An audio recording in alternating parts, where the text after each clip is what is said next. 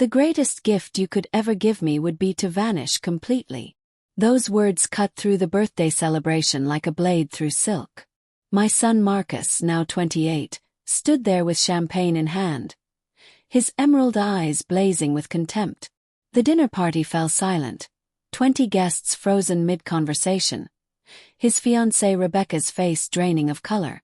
Even the golden candles on his elaborate cake seemed to dim, as if sensing the venom in the air. I simply smiled, not from joy, but because I had orchestrated this exact moment months ago. He had no idea what was coming.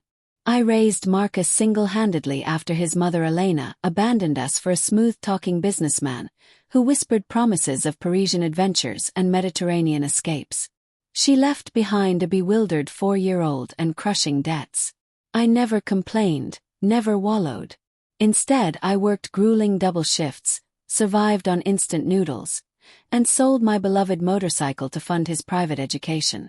Marcus was exceptional. Razor-sharp intellect, lightning-quick wit, natural charisma. But somewhere during his transformation into a successful adult, that brilliance became a weapon aimed directly at my heart. The degradation started subtly.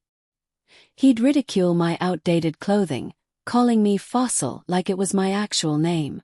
Then came the financial deception, mysterious account transfers, forged documents bearing my signature, business ventures launched using my credit history.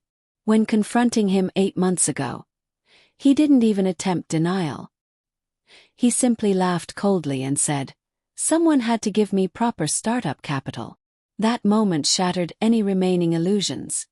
I wasn't his father anymore, just a convenient ATM machine with legs. So I became the strategist he never expected. I visited my bank, reported suspected identity fraud, and froze every asset.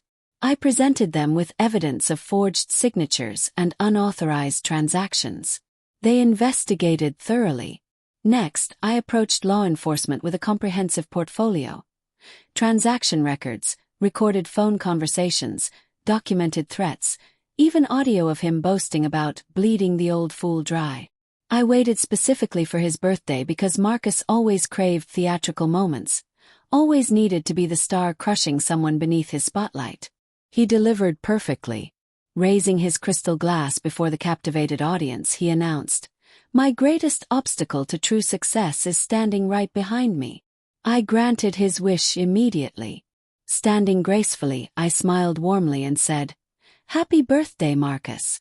May you receive everything you deserve." Then I walked out forever. Precisely 60 minutes later, justice arrived. Not discreetly. 2 police cruisers with flashing lights parked directly outside the restaurant windows. 20 confused guests watched as officers entered, located Marcus, and placed handcuffs around his wrists while reading federal charges: aggravated fraud, identity theft, elder financial abuse, tax evasion, and racketeering. His expression when Detective Rodriguez displayed my evidence portfolio was absolutely priceless. Pure terror replacing his trademark arrogance.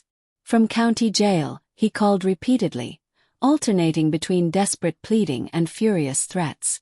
"Father, please understand, this is insane." But I understood everything perfectly. He wanted my wealth without my presence, my resources without my respect. He mistook my kindness for weakness and forgot who taught him to be ruthless. Today, Marcus remains free on substantial bail while facing potential decades in federal prison. The media destroyed his reputation with headlines like, "Tech mogul accused of devastating father financially." Rebecca left him immediately. Investors fled his companies. Former friends became strangers overnight.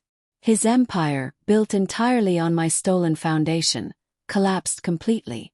I now live peacefully in a cozy New Mexico adobe house, surrounded by desert silence and endless blue skies. Nobody here knows my story, and I prefer it that way. True revenge doesn't require screaming or violence. Sometimes it demands patience, documentation, and perfect timing. Marcus wished for my complete disappearance from his life. I gave him exactly what he requested, along with something extra he never saw coming.